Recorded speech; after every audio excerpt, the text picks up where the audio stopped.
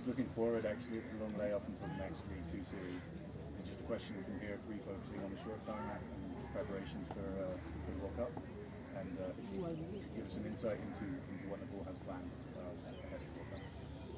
Yeah, so first of all, obviously, we have identified a group of people who we feel will make a difference in the shorter format.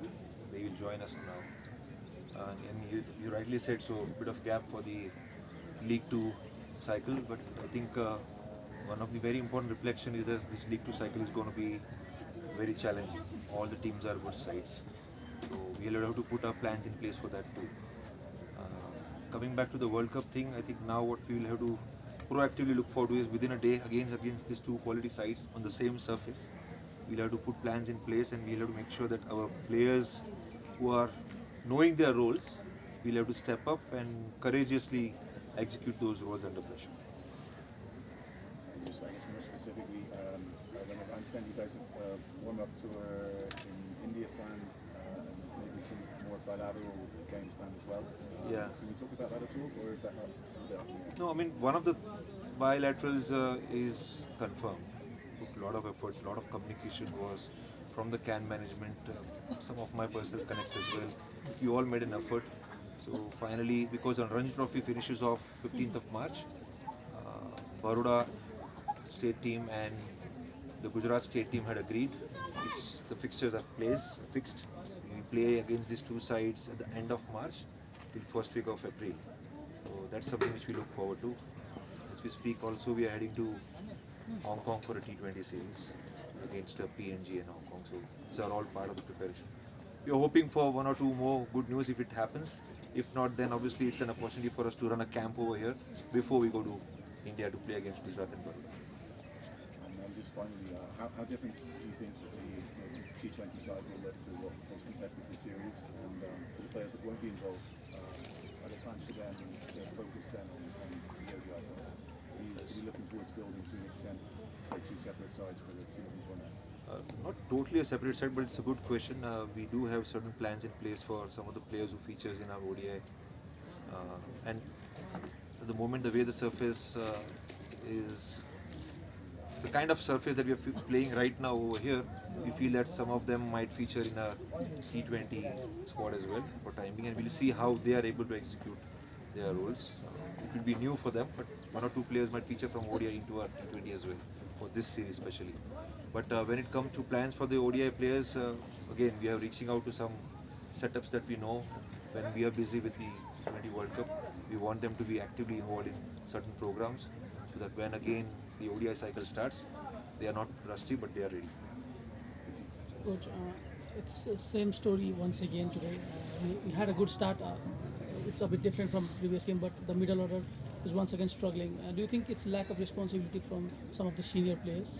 I think I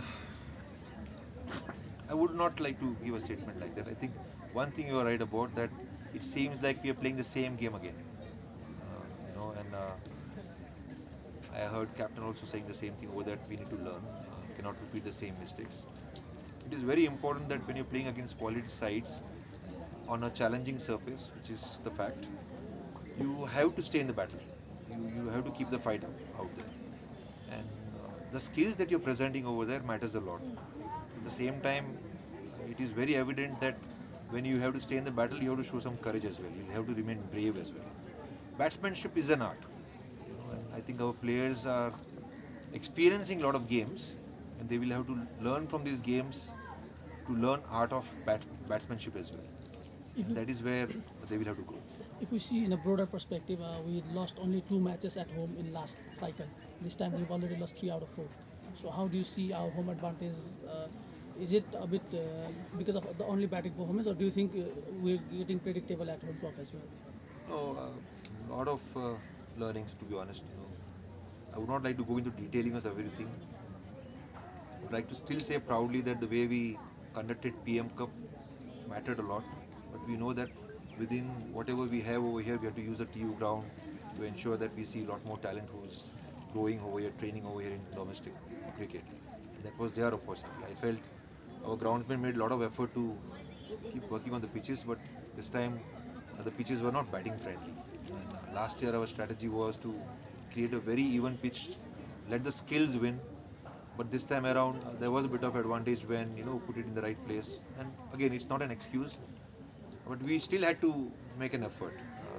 Losing out in home games obviously hurts, but at the same time, if you want to connect to your deepest identity, which is we have promised ourselves we want to be known as associate number one team, then even away games are going to be equally important. So we'll have to train and upskill ourselves. We have been working very hard. I mean, I can say that. We're pushing our players to come in the morning, start at 9 o'clock, 9:15, try to face the same conditions and upskill themselves against the challenges which our bowlers are trying to put them in whatever possible things which we can do over here. And it's what they need to keep reflecting is you have to bring in maturity around it. And I think nothing is luck. It comes down to hard work, efforts, and deep diving into your rules.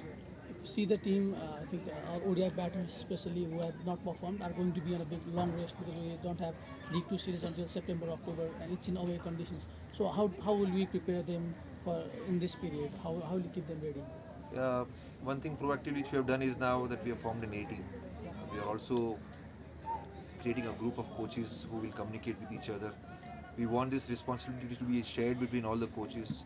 And if all these domestic coaches also step up and we all unify together towards one single goal, at least it will be an effort towards grooming all these players. So we'll put programs in place and then we'll see what comes out of it. Switching the mode to T20I, we expect some changes. We still don't know the team.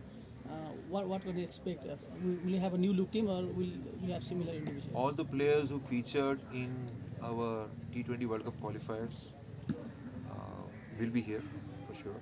Along with that, we expect one or two of our players from this ODI to also stay around. So I'm sure the ODI, the T20 squad will be announced today. It's already in place, so it should be announced today, maybe tomorrow morning. But we have decided with our players who will come. Once it's out, we'll come to know. Thank you. All good? Yeah.